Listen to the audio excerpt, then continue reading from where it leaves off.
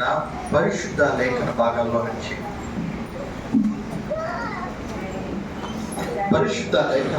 నుంచి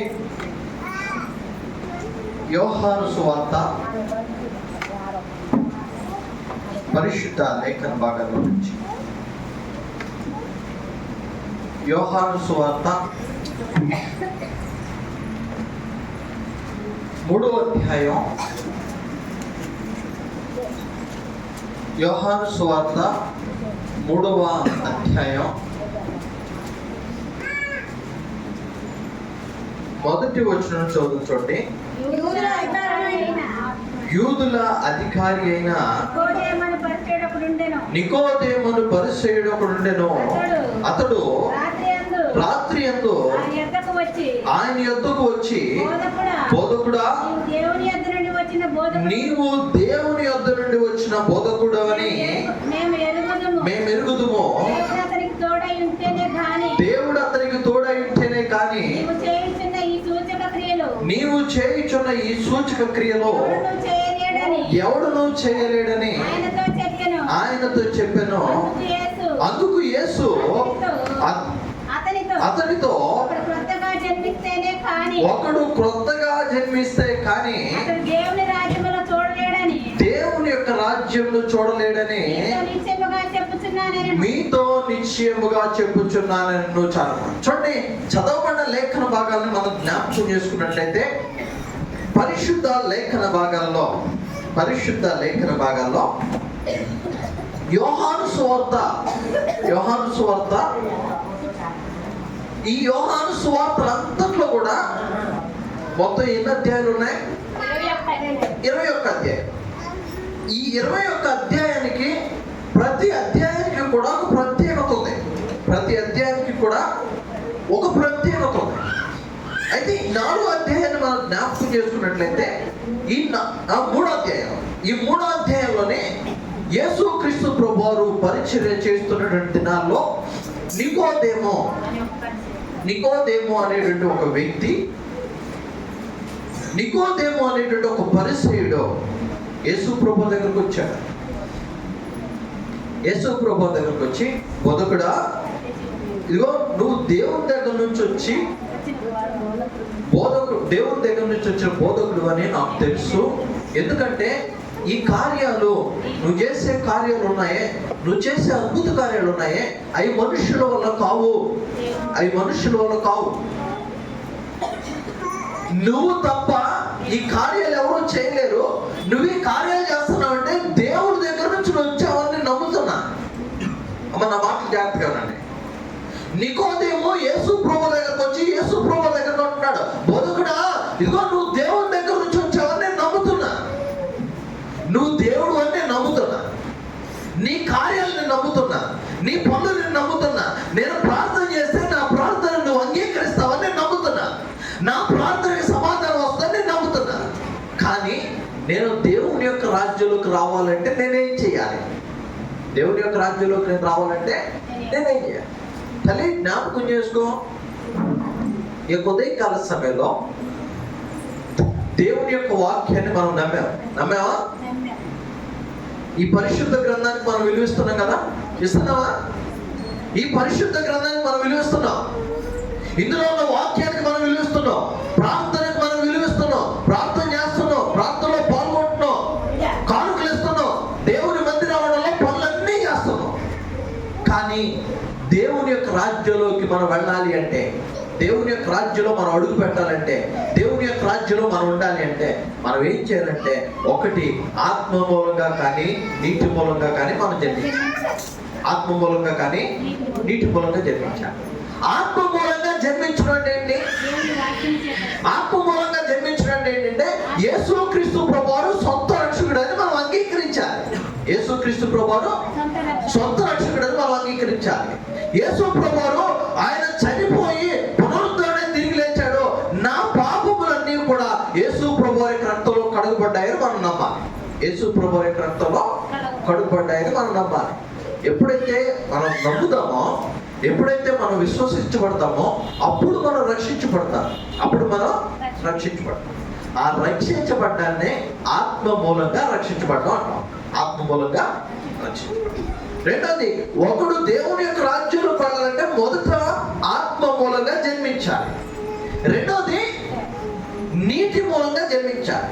నీటి మూలంగా, ఈ నీటి మూలంగా అనేదాన్ని మనం జ్ఞాపకం చేసుకుంటే, ఈ నీటి మూలంగా అనేదాన్ని బాప్తిస్మము. బాప్తిజం గురించి ఇక్కడ యేసు ప్రభువు నికోదేవుతో మాట్లాడుతున్నాడు. తల్లి, జ్ఞాపకం చేసుకో, నువ్వు ఆత్మ మూలంగా జన్మించావు. నీటి మూలంగా నువ్వు జన్మించకపోతే దేవుని యొక్క రాజ్యంలో నీకు స్థానం ఉందా? లేదు. ఈరోజు నేను చాలా సందర్భాలు చెప్పాను. ఇగో, విశ్వాసులకి ప్రతి ఒక్కరికి కూడా రెండు గుర్తింపులు ఉన్నాయి. ఒకటేమో, మొదటిది ఇగో యూనివర్సల్. ఇది ఎక్కడంటే పరలోక రాజ్యంలో జీవ గ్రంథంలో మన పేరు రాయబడాలి. పరలోక రాజ్యంలో జీవ గ్రంథంలో మన పేరు రాయబడాలి. పరలోక రాజ్యంలో జీవ గ్రంథంలో నా పేరు ఇప్పుడు రాయబడుతుందంటే నేను యేసు ప్రభువుని సొంత రక్షణగా అంగీకరించినప్పుడు, యేసు ప్రభు పాదాలు పట్టుకొని, ప్రభువా నేను పాపిని, నన్ను క్షమించయ్యా, నీకు ప్రభువా నేను ఈ పని చేశాను, ఆ పని చేశాను, ఈ పాపం చేశాను, ఆ పాపం చేశాను, నన్ను క్షమించు ప్రభువా అని నేను యేసయ్య దగ్గర మోకరిల్లి కన్నీటి ప్రార్థన చేస్తే నా పాపాలు క్షమించబడతాయి. నా పాపాలు క్షమించబడిన తర్వాత నా పేరు పరలోకమందు జీవ గ్రంథంలో రాయబడుతుంది. నా పేరు పరలోకమందు జీవ గ్రంథంలో రాయబడుతుంది. రెండవ గుర్తింపు, మొదటి గుర్తింపు ఏమో దేవుని జీవ గ్రంథంలో మన పేరు రాయబడాలి. రెండవ గుర్తింపు సంఘములో నీ పేరు రాయబడాలి. సంఘంలో నీ పేరు రాయబడాలి. సంఘంలో నీ పేరు రాయాలంటే అధికారం నాకు లేదు. ఉందా? లేదు. ఇప్పుడు నువ్వు ప్రార్థనకు వస్తున్నావు. అయ్యా మీ చర్చికి ఎవరెవరు వస్తారంటే పలానా కుటుంబం మా దగ్గరికి వస్తుందని నేను చెప్తా. పలానా కుటుంబం మా దగ్గరికి వస్తుందని చెప్తా. నా లెక్కలో నువ్వు ఉన్నావు కానీ దేవుని యొక్క మందిర ఆవరణలో లెక్కలో నువ్వు లేవు. దేవుని మందిర ఆవరణలో లెక్కలో ఎంతమంది బాప్తీసం తీసుకోలేదు? చేతులు ఎత్తండి. ఎంతమంది బాప్తీసం తీసుకోలేదు? ఆలోచించదు. నేనేమన్నా మీ చేతులు ఎత్తండి. బాప్తిస్మం తీసుకొని వాడు ఎవరైతే తీసుకోలేదో, ఇగో ఎవరైతే బాప్తిజం తీసుకోలేదో వాళ్ళు ఈ సంఘంలో వాళ్ళు కాదు. ఈ సంఘంలో వాళ్ళు కాదు. ఈ సంఘంలో నీకు సభ్యత్వం లేదు. నీ సభ్యత్వం ఎక్కడుందంటే లోకంలో ఉంది. లోకంలో ఉంది. నువ్వు ఎప్పుడైతే తండ్రి, కుమార, పరిశుద్ధాత్మ నామం పేరిట నువ్వు బాప్తిజం తీసుకుంటావో అప్పుడు నీ పేరు సంఘంలో రాయబడుతుంది. నువ్వు ఎప్పుడైతే బాప్తిజం తీసుకుంటావో నువ్వు సంఘములో సభ్యురాలివి. ఏ సంఘం? బ్యాటిలైన్ బాప్టిస్ట్ గురించి నేను మాట్లాడట్లా, వధువు సంఘములో మాట్లాడుతున్నా. వధువు సంఘంలో ఇదిగో ఎక్కడ కూర్చున్న వాళ్ళు నేను బాప్తిజం ఎక్కడ తీసుకున్నానంటే నేను పాలవంచలో తీసుకున్నా. నా పేరు ఆ సంఘంలో రాయబడిందంటే ఆ సంఘంలో నేను బాప్తిజం తీసుకున్నా. అక్కడ వ్యక్తినే కానీ నేను ఆశించే గొప్పటువంటిది ఏంటి తెలుసా? వధువు సంఘంలో నా పేరు రాయబడింది. వధువు సంఘం. ఆ వధువు సంఘం ఏది? యేసు ప్రభు రెండో రాకడలో పెళ్లి కుమారుడుగా రాబోతున్నాడు. పెళ్లి కుమార్తెగా మనమందరం కూడా యేసు ప్రభుని ఎదుర్కొనడానికి పోతున్నాం. ఈ వధువు సంఘంలో ఎవరి పేరు రాయబడిందంటే నీటి మూలంగా బాప్తిస్మం తీసుకున్న వారి పేరు రాయబడింది. అమ్మ ప్రశ్నించుకో, నీ పేరు ఉందా? వధువు సంఘంలో నీ పేరుందా? బాప్తిస్మం తీసుకున్న వాళ్ళందరి పేర్లు ఉన్నాయి. బాప్తిస్మం తీసుకుని వాళ్ళ పేర్లు రావు. అయితే బాప్తిజం తీసుకోవడానికి నీకు ఆటంకాలు ఏంటి? బాప్తిజం తీసుకోవడానికి నీకున్న ఆటంకాలు ఏంటంటే నువ్వు ప్రార్థన చేయట్లేదు అనే మాట ఇది ఒకటే. బాప్తిజం తీసుకోవడానికి నీకు ఆటంకం ఏంటి? ఇప్పుడే సమయం ఇప్పుడే ఉంది. తల్లి జ్ఞాపకం చేసుకో, 2025 సంవత్సరం మొదటి వారంలో ఉన్న నా ప్రయాణం నీ నా పొరుగు ఎంత దూరం తెలియదు. మన కళ్ళ ముందు మాట్లాడి తర్వాత చాలా మంది ఈ లోకాన్ని విడిచిపెట్టిపోయిన వాళ్ళు ఉన్నారు. ఒక యథార్థ సంఘటన చెప్పిన ముందుకెళ్తాను. వాస్తవానికి ఈరోజు ప్రార్థన తొందరగా పెట్టాలని ఆశపడ్డాను, కానీ ప్రభు వల్ల ఉందన్న ఆలోచనతోనే ఆ సమయాన్ని బట్టి కంటిన్యూ చేస్తున్నాను. మాతో పాటు ఆ దేవుని యొక్క పరిచయంలో ఉన్నటువంటి ఒక సేవకుడు చార్లెస్ గారిని, ఆయన డిసెంబర్ 30వ తారీఖు వరకు బాగానే ఉన్నారు. డిసెంబర్ 31వ తారీఖు నైటు అనుకోకుండా, వాస్తవానికి ఆయన ఏమంటారంటే హ్యాండిక్యాప్డ్, ఆయన హ్యాండిక్యాప్డ్, అంగవైకల్యం ఉంది ఆయనకి. ఏంటిదంటే ఆ 2 చేతులు బలంగానే ఉన్నాయి, కానీ 2 కాళ్ళు బలంగా లేవు. అయితే ఆయనకి అదే రోజు రాత్రి 30వ తారీఖు రాత్రి అనుకోకుండా బీపీ ఎక్కువైపోయి ఆ బ్రెయిన్ స్ట్రోక్ వచ్చి కాళ్ళు అసలే అవిటిది, మళ్ళీ కాళ్ళు చేయి 2 పడిపోయి తలలో ఆ మెదడులో ఇంటర్నల్ బ్లీడింగ్, తల లోపల రక్తం కారుతుంది. ఐసీయూలో ఒక మాటలో చెప్పాలంటే చాలా సీరియస్ కండిషన్. ఎందుకు మాట్లాడుతున్నారంటే దేవుని యొక్క రాకడ ఎప్పుడో మనకు తెలియదు, మన మరణం ఎప్పుడో మనకు తెలియదు. ఇప్పుడు ధైర్యంగా నిలబడి నేను వాక్యం చెబుతూనే ఉన్నాను, నేను మాట్లాడుతూనే ఉన్నాను. తర్వాత ఏం జరిగిందో నాకు తెలియదు, మరణం ఎవరికి కూడా చెప్పురాదు. తల్లి జ్ఞాపకం చేసుకో, నువ్వు బాప్తిస్మానికి నిర్లక్ష్యం చేయడం గల మెయిన్ రీజన్ ఏంటంటే ప్రార్థన చేయడం నీకు చేత కావట్లా. రాత్రికాల సమయంలో వాక్యం జ్ఞాపకం చేశాను ఏమంటే, దుష్టుని ఎదిరింప శక్తి కలిగిన వారంగా ఉన్నామో లేదో మనం పరీక్షించుకోవాలి. దుష్టుని ఎదిరించాలంటే ప్రార్థన చేయాలి. దుష్టుని ఓడించాలంటే ప్రార్థన చేయాలి. నీ కుటుంబంలో శోధనలు వచ్చి పడుతున్నాయి, నీ కుటుంబంలో నిందలు వచ్చి పడుతున్నాయి, నీ కుటుంబంలో వేదనలు వచ్చి పడుతున్నాయి, నీ కుటుంబంలో సమాధానం లేదు. కారణం ఏంటంటే అపవాదిని ఎదిరించే శక్తి నీకు లేదు. అపవాది ఉద్దేశం, అపవాది తలపెట్టి తెలుసా? వాడుకున్న ఒకే ఒక టాస్క్ ఏంటంటే దేవుడి నుంచి మనం దూరం చేయాలి. నన్ను దేవుడి నుంచి దూరం చేయాలి. నేను ప్రార్థన చేస్తున్నానా, నేను ప్రార్థనకి వెళ్తున్నానా, నేను ఆదివారం ప్రార్థనకు బయలుదేరడంలో చాలా కుటుంబాల్లో గమనించాను. ఏంటంటే మనం ప్రార్థనకు బయలుదేరుతుంటే ఏదో ఒక శోధన వచ్చి మన ఇంట్లో పడుతుంది. దీనికి కారణం ఏంటంటే అపవాది ఉద్దేశం ఏంటంటే మనం ప్రార్థనకి వెళ్ళకుండా వాడు ఆపాలి.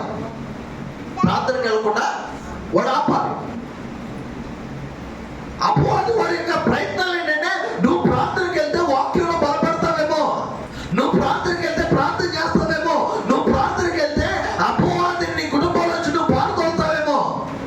అందుకే అపవాదిని నిన్ను మభ్య పెడుతున్నాడు. కానీ అపవాదిని ఓడించే శక్తి నీకుందా?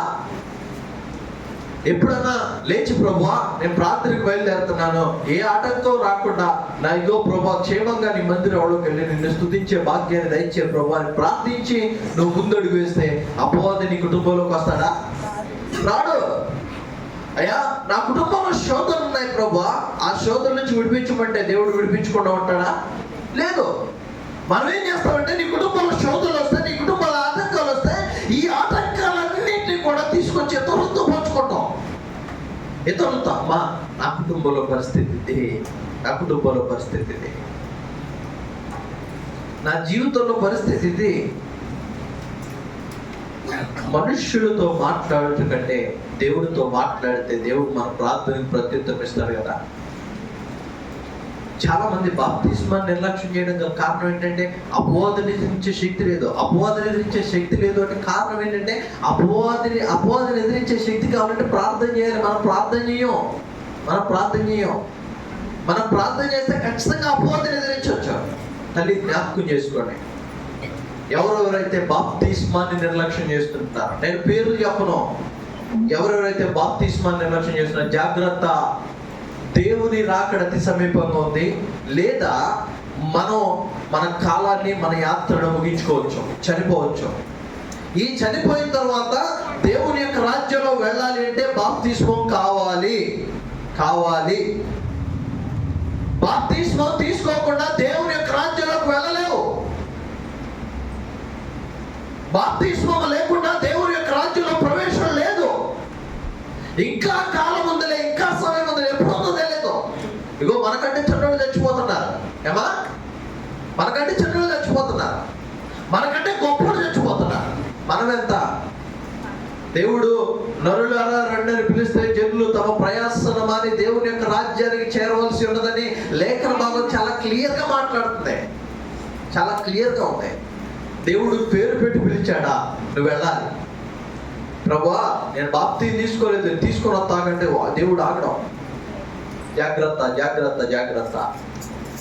బాప్తిస్మాన్ని నిర్లక్ష్యం చేయొద్దు. బాప్తిస్మం తీసుకోవనేది ఏదో నీ జీవితానికి మేము ఏదో కట్టుబాట్లు రూల్స్ పెట్టడానికి కాదు. బాప్తిస్మం తీసుకుంటే ప్రభువుకు సాక్షులుగా ఉంటాం, దేవుని యొక్క రాజ్యంలో మనకు స్థానం. తల్లి జ్ఞాపకం చేసుకో. నికోదేమో ఇగో దేవుడి యొక్క వాక్య పగలో నికోదేమో మాట్లాడే వరకు ఉంది, కానీ తర్వాత నికోదేమో ఏమైపోయింది తెలుసా? నరకాగ్నికి వెళ్ళాడు. కారణం ఏంటంటే యేసు ప్రభు వారు మాట్లాడిన తర్వాత అన్నాడు, అయ్యా ఒకడు నీటి మూలంగా కానీ ఆత్మ మూలంగా కానీ జన్మిస్తే తప్ప దేవుడి యొక్క రాజ్యంలో చేరలేడు అంటే నికోదేమో అంటున్నాడు, అయ్యా ఇప్పుడు నేను ఎలా ఈ వయసులో ఎంత శరీరాన్ని కలిగి ఈ వయసులో నేను నా తల్లి గర్భంలో ప్రవేశించి మరలా జన్మించడం అసాధ్యం కదా? ఏమా? అసాధ్యం. తల్లి గర్భంలో వచ్చినప్పుడు మనం 2-3 కేజీలు ఉన్నామేమో. ఇప్పుడు తల్లి గర్భంలో వచ్చి రావడం అసాధ్యం. నికోదేమో దేవుని మాటలను త్రోసిపుచ్చి వెళ్ళాడో ఇదిగో నిత్య నరకాగ్నికి పాలయ్యాడు. తల్లి జ్ఞాపకం చేసుకో. నికోదేము వలె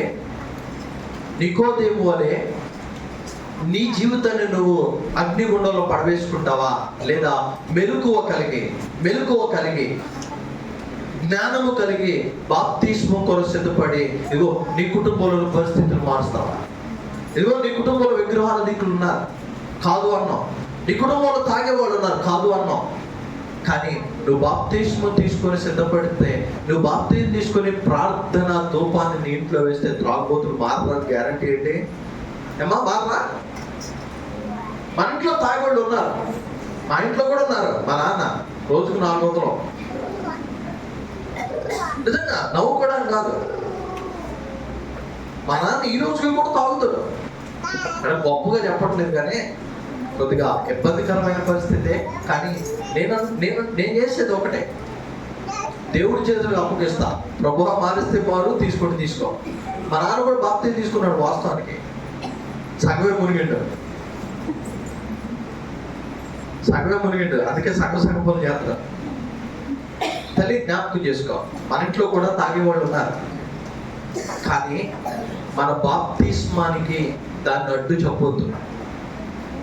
మా ఇంట్లో మా నాన్న తాగుతాడు, మా అమ్మ బాప్తిస్మం తీసుకుంది, మా అన్నయ్య తీసుకున్నాడు, మేము తీసుకున్నాం, మా చెల్లి తీసుకున్నది అదిలే అడగ తీసుకుందాం అనుకున్నా. తల్లి జ్ఞాపకం చేసుకో. మన ఇంట్లో విగ్రహారాధికులు ఉన్నారు, త్రాగుబోతులు ఉన్నారు, దేవుణ్ణి లెక్క చేయని వారు ఉన్నారు. వారి వలన నీ బాప్తిస్మాన్ని నువ్వు అడ్డు చెప్పొద్దు. దేవుని తీర్పుదేనా? దేవుడు తీర్పు తెచ్చిపోతున్నాడు. దేని కొరకంటే నన్ను బట్టి తీర్పు తెచ్చిపోతున్నాడు, కానీ నా కుటుంబాన్ని బట్టి నన్ను ప్రశ్నించాడు దేవుడు. నన్ను ప్రశ్నించాడు. అయ్యా నీ విశ్వాస జీవితం ఎలా ఉందని దేవుడు ప్రశ్నిస్తాడు, కానీ నీ భర్త జీవితాన్ని, నీ బిడ్డ జీవితాన్ని బట్టి దేవుడు నన్ను ప్రశ్నించడం. జ్ఞాపకం చేసుకో. బాప్తిస్మాన్ని ఎంతమంది అయితే నిర్లక్ష్యం చేస్తున్నారు. మన పనులు నీ బాప్తిస్మానికి అడ్డు కాదు. ఏమా? నీ పని బాప్తిస్మానికి అడ్డు కాదు. నేను ఈ మధ్య కాలంలో ఒక ఆయనతో మాట్లాడాను. బాప్తిస్మం తీసుకోవడానికి నీకు అడ్డు ఏంటంటే అని అంటాడు. ఏమంటాడంటే, అయ్యా నేను చేసే పని బొమ్మల పని. ఈ బొమ్మల పనిలో నేను చేసేది ఏంటంటే విగ్రహాలు తయారు చేయాలి. విగ్రహాలు తయారు చేయాలి కాబట్టి నాకు విగ్రహాలు తయారు చేస్తూ బాప్తిస్మం తీసుకుంటే నా ఇబ్బంది అని నేనున్నాను.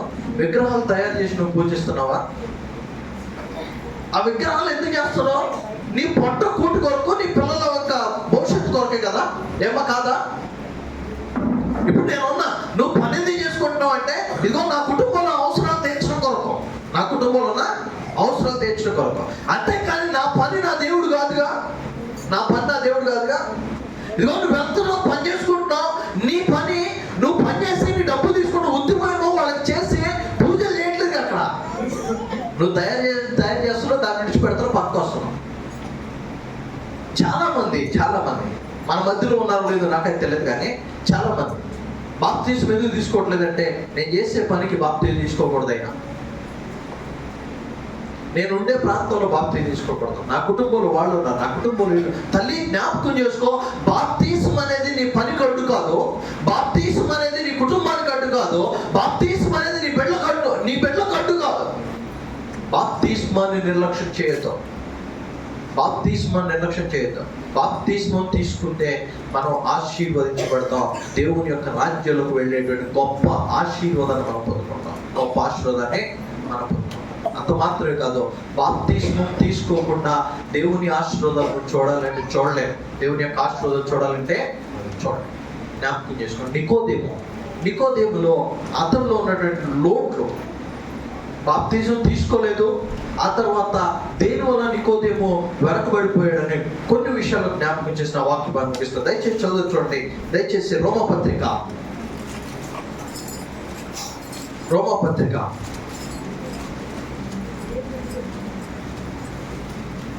1వ అధ్యాయం 8వ వచనం. మీ విశ్వాసము సర్వలోకములో ప్రచురము చేయబడుచుండు బట్టి మొదట మీ అందరి నిమిత్తము యేసుక్రీస్తు ద్వారా నా దేవునికి కృతజ్ఞతాస్తుతులు చెల్లించుచున్నాను. చాలా చూడండి, నికోదేము దేవుడి నుంచి దూరం అయిపోయాడు, దేవుడి నుంచి దూరం అయిపోయిన తర్వాత అగ్నిగుండంలో పడవేయబడ్డాడు, దేవుని ఉగ్రతను పొందుకున్నాడు. కానీ తల్లి జ్ఞాపకం చేసుకోండి, నికోదేముని మనల్ని పోల్చుకుంటే ఆత్మీయులమైన మనం చేయాల్సిన పనులేంటి? ఆత్మీయులమైన మనము మొదటిది, ఆత్మీయులమైన మనము మొదట దేవుని స్తుతించాలి, అన్ని విషయాలు, ప్రతి విషయం అందు కూడా ప్రభుని స్తుతించాలి, ప్రతి విషయం అందు కూడా ప్రభు నామాన్ని కీర్తించాలి, ప్రతి విషయం అందు కూడా ప్రభు నామాన్ని కనపరచాలి. ఆత్మీయులమైన మనము మొదట ప్రభుని స్తుతించేవారు ఉండాలి, ఆయన నామానికి మహిమ కలగాలి.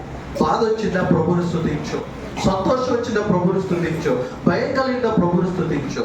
నువ్వు మొదట దేవుణ్ణి ఆరాధించే వరసలో నువ్వు ఉంటే దేవుడు నిన్ను దీవిస్తాడు, దేవుడు నిన్ను ఆశీర్వదిస్తాడు. రెండో విషయాన్ని జ్ఞాపకం చేసుకుంటారు చూడండి, దయచేసి మత్తయి సువార్త 6వ అధ్యాయం 33వ వచన భాగం. కాబట్టి మీరు ఆయన రాజ్యమును నీతిని మొదట వెతుకుడి, అప్పుడు అవన్నీ మీకు అనుగ్రహింపబడును. చాలమ్మా, దేవుని స్తోత్రం, హల్లెలూయా. ఆత్మీయమైన మనము మొదట చేయవలసినవి ఏంటి? ఆత్మీయమైన మనము మొదట దేవుని స్తుతించాలి. రెండవది దేవుని యొక్క నీతిని, దేవుని యొక్క రాజ్యాన్ని మనం వెతకాలి. దేవుని యొక్క నీతిని, దేవుని యొక్క రాజ్యాన్ని మనం వెతకాలి. దేవుని నీతిని, దేవుని యొక్క రాజ్యాన్ని వెతుకుతున్నావా? ఇదిగో, ఎవరైతే బాప్తిస్మాన్ని నిర్లక్ష్యం చేస్తున్నారో వాళ్ళందరూ గుర్తుపెట్టుకోండి, మీరు దేవుని యొక్క రాజ్యాన్ని వెతకట్లా, దేవుని యొక్క రాజ్యాన్ని వెతకట్లా. మీరేం చేస్తున్నారంటే ఎప్పుడూ కూడా అదే పాప జీవితం, అదేటువంటి జీవితం. ఏంటి నీ నిర్లక్ష్యానికి గల కారణం ఏంటి? పాప జీవితాన్ని విడిచిపెట్టలేకపోతున్నావా? నీ నిర్లక్ష్యానికి గల కారణం ఏంటి? టీవీని వదిలిపెట్టలేకపోతున్నావా? నీ నిర్లక్ష్యానికి గల కారణం ఏంటి? ప్రార్థన చేయడం భారం అనుకుంటున్నావా? నీ నిర్లక్ష్యానికి గల కారణం ఏంటి? ఆ బాప్తిజం తీసుకుంటే చర్చిలో ప్రార్థనలలో ఉండాలి ఏంటి? నీ నిర్లక్ష్యం దేని వల్ల? తల్లి జ్ఞాపకం చేసుకో, ఆత్మీయులమైన మనము మొదట దేవుని స్తుతించేవారుగా ఉండాలి. రెండవది దేవుని యొక్క రాజ్యాన్ని, దేవుని నీతిని వెతకాలి. ఎవరైతే దేవుని యొక్క రాజ్యాన్ని, దేవుని నీతిని వెతుకుతారో వారికి అప్పుడు అవన్నీ కూడా అనుగ్రహింపబడి. వరుస చూడండి ఆయన మాట. కాబట్టి మీరు ఆయన రాజ్యమును నీతిని మొదట వెతుకుడి, అప్పుడు అవన్నీ మీకు అనుగ్రహింపబడి. ఏమని? మొదట నువ్వు దేవుడిని వెతకాలి. బైబిల్ కాలేజీలో ఉన్నప్పుడు ఈ పాట మీద ఒక పాట, ఈ యొక్క వాక్యం మీద ఒక పాట ఉండేది, seek ye first the kingdom of God అని.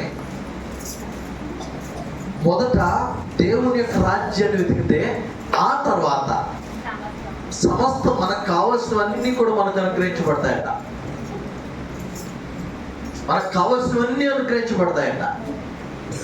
దేవుని యొక్క రాజ్యాన్ని వెతికితే మరొక మాట చదువుతుంది. ఇదే ఒక వాక్య భాగంలో దయచేసి 7వ వచనం అమ్మా, 7వ వచనం. అడుగుడి మీకు తీయబడును, వెతుకుడి మీకు దొరుకును, తట్టుడి మీకు తీయబడును, అడుగు ప్రతి వాడు పొందును, వెతుకు వానికి దొరుకును, తట్టు వానికి తీయబడును. దేవుని యొక్క రాజ్యాన్ని వెతికితే మీకు కావాల్సినవన్నీ మీకు అనుగ్రహించబడతాయి. అడిగిన వాడికి ఇస్తాడు, తట్టిన వాడికి తీయబడుతుంది, వెతికిన వారికి దొరుకుతుంది. తల్లి జ్ఞాపకం చేసుకో, ఒక్కసారి మళ్ళీ మనం ప్రశ్నించుకుందామా? దేవుని యొక్క రాజ్యాన్ని వెతుకుతున్నామా? దేవుని యొక్క రాజ్యాన్ని వెతికితే మనకు కావలసినవన్నీ కూడా మనకు అనుగ్రహించబడతాయి.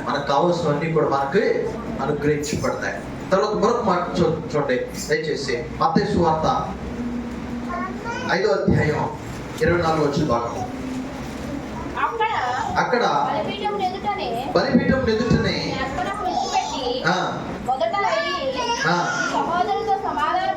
మొదట వెళ్ళి నీ సహోదరులతో సమాధానపడము, అటు తర్వాత వచ్చి నీ అర్పణ నర్పింపుము. దేవుని స్తోత్రం. హల్లెలూయా. చూడండి, 3 విషయాలు మనం జ్ఞాపకం చేసుకుంటే మనం సమాధాన పడాలి. సమాధాన పడకుండా నువ్వు ప్రోమోలో చేవేసిన, సమాధానం పడకుండా దేవుని మందిరంలో నువ్వున్నా ఏ ప్రయోజనం లేదు. సమాధానం దేవుని యొక్క వాక్యం వస్తే మొదట నువ్వు వెళ్ళి నీ సహోదరుతో సమానపడు, నీ పొరుగు వారితో నువ్వు సమాధానపడి అప్పుడు దేవుని మందిరానికి రా. నువ్వు బాప్తీసం తీసుకోండి, నీకు అడ్డు ఏంటంటే, అయ్యా నా నోరే నాకు అడ్డు, నోరు కాపాడుకోలేవా? నేను విన్నా మాట ఇది, నేను ఎక్కడ చూడలేదు, తెలియదు కూడా, విన్నాను. ఏమంటే బాప్తిస్మం ఇస్తూ ఒక పెద్ద అయినట్ట బాప్తిస్మం తీసుకుంటూ నీళ్ళలోకి తీసుకొచ్చిన తర్వాత ఆ సేవకుడు ఎప్పుడైతే నీళ్ళలో ముంచిన తర్వాత ఆయన ఒక చెయ్యి పైకి పెట్టాడట. ఆ బాప్తిస్మం అయిపోయిన తర్వాత పాస్టర్ గారు అడిగినాడు, అయ్యా ఎందుకు నువ్వు చెయ్యి పైకి పెట్టమంటే, అయ్యా ఇది ఒక్క చెయ్యి నేను దేవుడికి ఇవ్వను, ఎందుకంటే ఈ చేతుల్లో సిగరెట్లు లాగాలి. ఏం చేయాలి? సిగరెట్ లాగా. తల్లి జ్ఞాపకం చేసుకో, ఇగో నీకు బాప్తిస్మాన్ని నీకు అడ్డేంటంటే నీ నోరు. ఎందుకంటే నా నోరు నేను కాపాడుకోలేను, నా నోరు పెద్దదే. నోరు అందరూ పెద్దయే, నా ఇది పెద్దదే.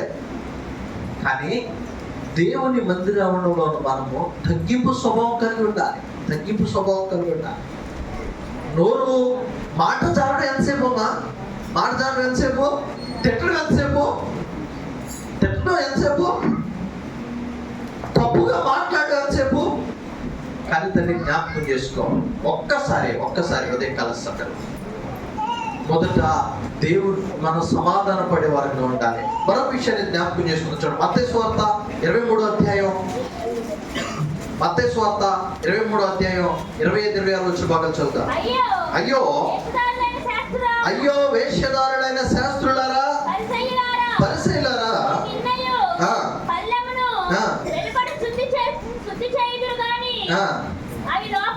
అవి లోపల దోపుతోనూ అజితేంద్రియత్వముతోనూ నిండి ఉన్నది.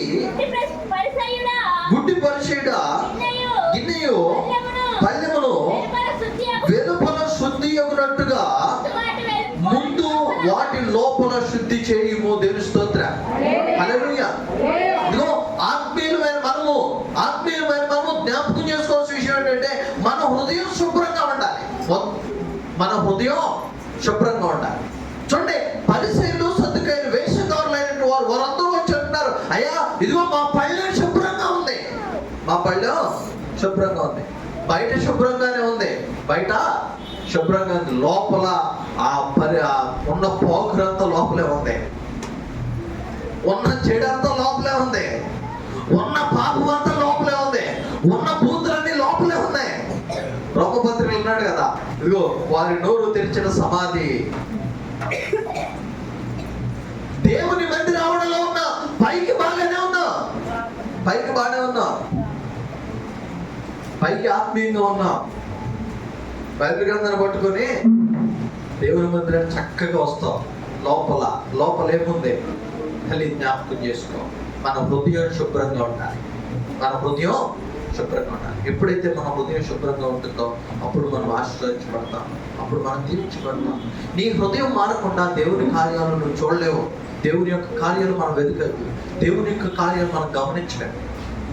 జ్ఞాపకం చేసుకోండి. ఆత్మీయమైన మనము మొదట దేవుని స్తుతించే వారికి ఉండాలి, రెండవది దేవుని యొక్క రాజ్యాన్ని వెతికే వారికి ఉండాలి, మూడవది సమాధాన పడే వారికి ఉండాలి, నాలుగవది హృదయం శుద్ధిగా ఉండాలి, హృదయం శుభ్రంగా ఉండాలి. హృదయంలో ఏ గుళ్ళు కుతంత్రాలు ఉండొద్దు. హృదయంలో ఎటువంటి ప్రభు నామానికి అవమానకరమైనటువంటి పనులు ఏవి కూడా ఉండదు. నేను అంటాను, హృదయం శుభ్రంగా ఉండడం మొదటిది జ్ఞాపకం చేసుకునే. హృదయంలో ప్రభు నామానికి అవమానకరమైన పని ఏది కూడా ఉండదు. చాలా సందర్భాలు చెప్పారు. దేవునికి అసహ్యమైనవి రెండు విగ్రహారాధన, వ్యభిచారం. దేవుని యొక్క నామానికి అవమానకరమైన పనులు మన హృదయంలో ఉండకూడదు.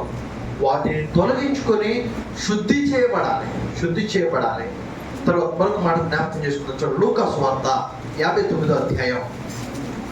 క్షమించాలి, లూకాసు వార్త 9వ అధ్యాయం. లూకాసు వార్త 9వ అధ్యాయం 59-60 వచ్చి బాగా చదువుతారు. ఆయన మరి ఒకరితో నా వెంట రమ్మని చెప్పాను. అతడు నేను వెళ్ళి మొదట నా తండ్రిని పాతిపెట్టి వచ్చుటకు సెలవిమ్మని మనవి చేశాను. అందుకు ఆయన మృతులు తమ మృతులను పాతి పెట్టుకొననిమ్ము, నీవు వెళ్ళి దేవుని రాజ్యమును ప్రకటింపమని వారితో చెప్పాను. మరి ఒకడు, ప్రభువా నీ వెంట వచ్చుదును గాని నా ఇంటనున్న వారి యొక్క సెలవు తీసుకొని వచ్చుటకు మొదట నాకు సెలవిమ్మని అడగగా చాలమా. చూడండి, యేసుక్రీస్తు ప్రభువు దగ్గరికి ఒక వ్యక్తి వచ్చి నిలబడి, ప్రభువా ఇదిగో నేను దేవుని యొక్క రాజ్యంలోకి వెళ్ళాలి, నేను దేవుని పని చేయాలంటే నేనేం చేయాలి? దేవుని యొక్క రాజ్యంలో అంటారు. యేసు ప్రభు అంటారు, అయ్యా ఇదిగో నీకు ఉన్నటువంటి సమస్తాన్ని విడిచిపెట్టి నా వెంట రమ్మంటాడు. సమస్తాన్ని విడిచిపెట్టి నా వెంట రమ్మంటే మొదటేమో, అయ్యా ఇదిగో నా తండ్రి చనిపోయాడు, నేను వెళ్ళి నా తండ్రిని బాధ పెట్టి వస్తా, నేను వెళ్ళి నా తండ్రిని సమాధి చేసి వస్తా. ఇదిగో ఆయన యేసు ప్రభువు మృతులు వారిని వారు పాతి పెట్టుకుంటారు, మృతులు వాటికి అవి సమాధి చేసుకుంటాయి. నువ్వు వెళ్ళి దేవుని యొక్క వార్తను ప్రకటించమంటే రెండవ సాకు చెప్తున్నాడు. సాకు, ప్రభువా నేను వెళ్ళి నా ఇంట్లో చెప్పొస్తా. ఈయన వెళ్ళి ఇంటికాడ చెబుతురం లేదో తెలియదు, కానీ మళ్ళాంటి గుడ్డు సాకే బాప్తిస్మానికి ఆటంకం ఏంటంటే ఇంట్లో చెప్పాలయ్యా. అవును చెప్పాలి, చెప్పొద్దు అని నేను అన్నా. ఇంట్లో ప్రతి విషయం కూడా ఇంట్లో తెలియాలి. కానీ మనం ఎందుకు వెనకబడిపోతుంటామంటే దేవుణ్ణి వెంబడించడం వెనకబడిపోతున్నా. అమ్మా నువ్వు ప్రార్థనకి ఎందుకు రావట్లేదు? ఇంట్లో వాళ్ళు ఒప్పుకోవట్లేదే. ప్రార్థనకి ఇంట్లో వాళ్ళు ఆటంకం చెబుతున్నారా? చెప్పరని నేను అన్నా. కానీ వాళ్ళు ఆటంకం చెబుతున్నారంటే ఇంట్లో నీ ప్రవర్తన సరిగా లేదేమో, నీ నోరు సరిగా లేదేమో, నీ హృదయం సరిగా లేదేమో. ఇదిగో యేసు ప్రభువు దగ్గరకు వచ్చిన వ్యక్తి వాళ్ళే, ఇదిగో నువ్వు కూడా దేవుని పరిచయం చేయాలి, దేవుని వెంబడించాలి రమ్మంటే సాకులు చెప్తున్నావు. మొదట ఆ పని ఉందంటావు, రెండోసారి ఈ పని ఉందంటావు, మూడోసారి ఏమో ఇంట్లో వాళ్ళు ఒప్పుకోవట్లేదయ్యా. బాప్తిస్మానికి ఒప్పుకోరు, ప్రార్థనకు ఒప్పుకోరు. వాళ్ళు బాప్తిస్మానికి ఒప్పుకోవట్లేదు, ప్రార్థనకు ఒప్పుకోవట్లేదంటే అసలు మనం చేసే ప్రార్థన, ఇంట్లో మనం ఎటువంటి ప్రార్థన చేస్తున్నామో అర్థం చేసుకోవాలి. ఇంట్లో మనం ఎటువంటి ప్రార్థన చేస్తున్నామో అర్థం చేసుకోవాలి. చాలా మంది ఉన్నారు సంఘంలో, చాలా మంది నాకు తెలిసి చాలా మంది ఉన్నారు. ఇదిగో బాప్తిస్మానికి వద్దు అన్నోళ్ళే బాప్తిస్మానం తీసుకోవడానికి దేవుడు వారితో మాట్లాడాడు. మందిరానికి వద్దు అన్న వాళ్ళని ఈరోజు మందిరానికి రావడానికి దేవుడు ఆటంకపరచట్లేదు. వాళ్ళ ప్రార్థన దేవుడు ఆలకించి వారి హృదయాలను దేవుడు మారిస్తే నీ కుటుంబంలో దేవుడు కార్యాలు జరగట్లేదు అంటే నువ్వెంత ప్రార్థనలో నలగొట్టబడుతున్నావు, ఎంత ప్రార్థనలో నలగొట్టబడుతున్నావు. ఆఖరికి ఒక్క మాట జ్ఞాపకం చేస్తాను, దయచేసి మొదటి రాజుల గ్రంథం 17వ అధ్యాయం. మొదటి రాజుల గ్రంథం 17వ అధ్యాయం 13వ వచనం. అప్పుడు ఏలియా ఆమెతో ఇట్లనెను, భయపడవద్దు, పోయి నీవు చెప్పినట్లు చేయము. అయితే అందులో నాకు ఒక చిన్న అప్పము మొదట చేసి నా యొద్దకు తీసుకుని రమ్ము, తర్వాత నీకును నీ బిడ్డకును అప్పములు చేసుకొనుము. చాలా చూడండి, చదవబడి లేఖన భాగాన్ని మనం జ్ఞాపకం చేసుకున్నట్లయితే ఈ వాక్య భాగం మనందరికి బాగా సుపరిచితమైంది. ఇదిగో ఆ సారెపోతు వెదురాలో ఆ ప్రాంతంలో భయంకరమైన కరువు వచ్చింది.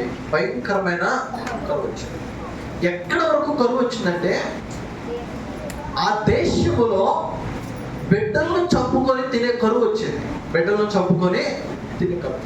ఎంతవరకు అంటే ఇదిగో కొన్ని కుటుంబాలు కలిసి ఒత్తులు వేసుకున్నారు పిల్లలను చంపడానికి.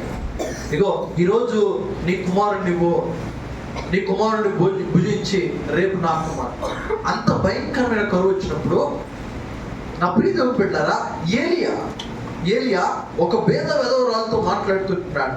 అమ్మా నువ్వు వెళ్ళి నువ్వు చెప్పినట్లు చేసి నీ యొక్క కుండలో కొద్దిగా పిండి, బుడ్డిలో కొంచెం నూనె, కుండలో కొద్దిగా పిండి అవనుకుంటుంది ఈ రాత్రి ఆ రొట్టెలు చేసుకొని నేను తిని నా కుమారుడికి పెట్టి రేపటి నుంచి మా జీవితం ఏమైపోతుందో, చచ్చిపోవాల్సి వస్తుందో, ఆకలితో అలమటించాల్సి వస్తుందో అన్న ఆలోచనలో ఆ తల్లి ఉన్నప్పుడు ఏలియా అంటున్నాడు, అమ్మా నువ్వు చెప్పినట్టు మొదట అప్పాన్ని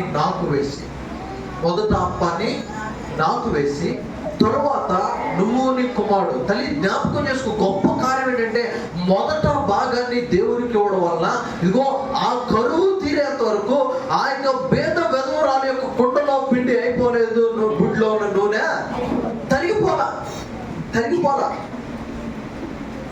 దేవునికి ఇచ్చే విషయంలో జ్ఞాపకం చేసుకోండి. ఎంతమంది ఈ రాత్రి కాలం ఈ యొక్క ఉదయకాల సమయం మనం ప్రశ్నించుకో, మొదట భాగాన్ని దేవునికి ఎంతమంది ఇస్తున్నాం? మొదట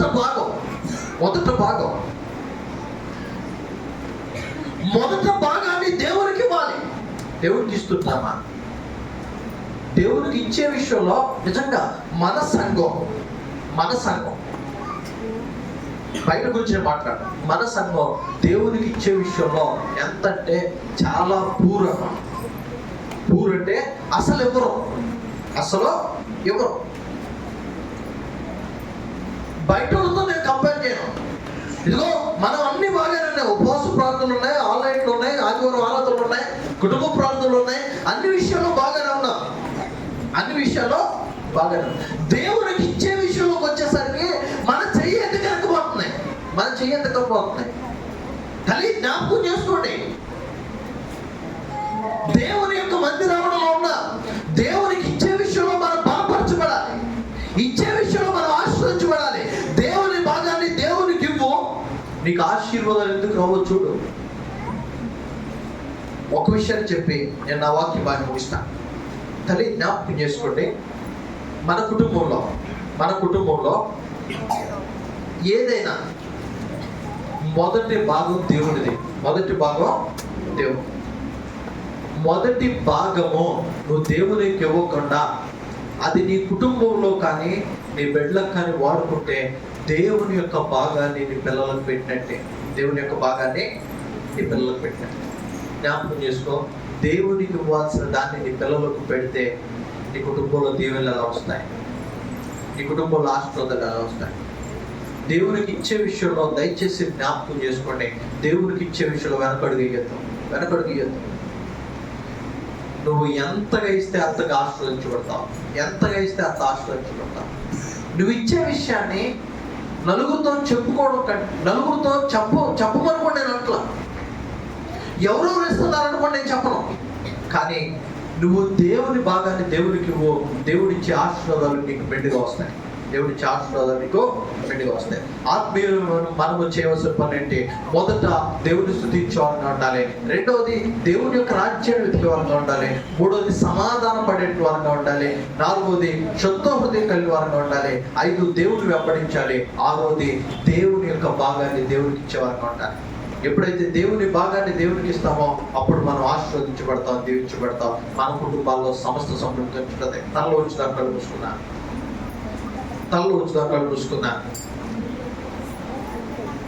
మహాపరిశుద్ధుడా, మహోన్నతుడా, ఘనమైన తండ్రి, నీ పరిశుద్ధమైన ఘనమైన శ్రేష్టమైన నామాన్ని పొందిన దిగో ప్రభువా, యొక్క రాత్రి కాల సమయంలో, ఉదయకాల సమయంలో నీ లేఖన భాగాల ద్వారా మాతో మాట్లాడి నీకు వందనాలు.